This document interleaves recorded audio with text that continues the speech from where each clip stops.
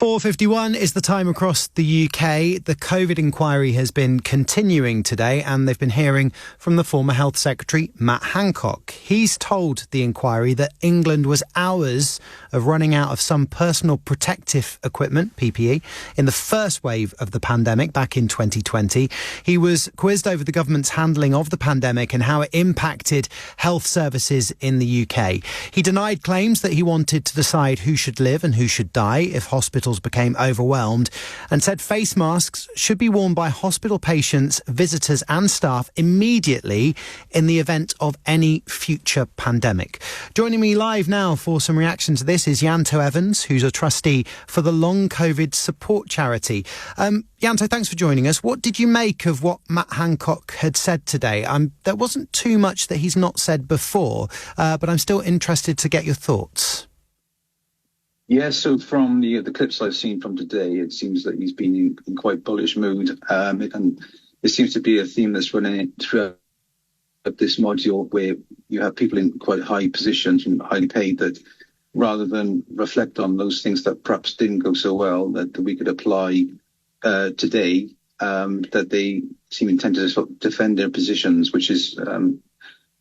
as a charity, we're very conscious that COVID and long COVID is an ongoing issue, and it would certainly be good to understand, how we could improve things and relieve the pressure on the NHS.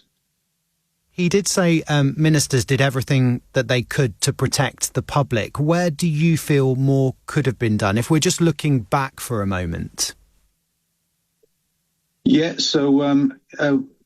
something that's come up quite a lot in this current module is around mitigation. So things like the provision of PPE and FFP3 masks rather than surgical masks, and even the recognition that COVID was airborne in the early stages of the pandemic, which I think would have changed the course of the actions that could have been taken to prevent COVID and long COVID.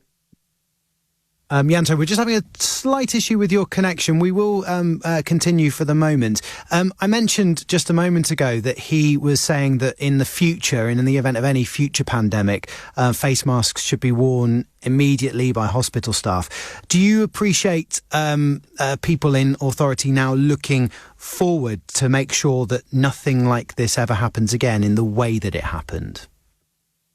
Well, I would argue that this is actually that should be taken now, because COVID is an ongoing issue, and certainly the most common form of transmission of COVID right now is in hospital.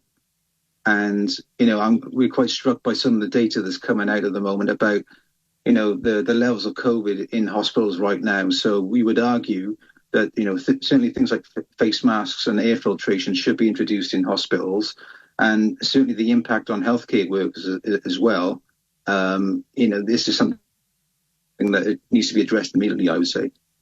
There were a couple of protests outside the inquiry today, and some of the bereaved families have said that they would like to speak at the inquiry. Is that something that you, as a trustee of the charity that you're with, the Long COVID Support Charity, would back? Would you like to see some evidence from those affected? Absolutely. I think it's vital that those people who have been personally affected should have a chance to contribute to the inquiry. Yes, 100%. Yanto, thanks for joining us today. Apologies, there was a couple of connection issues, but we appreciate your time on LBC News this evening. It's 4:55. This is LBC News.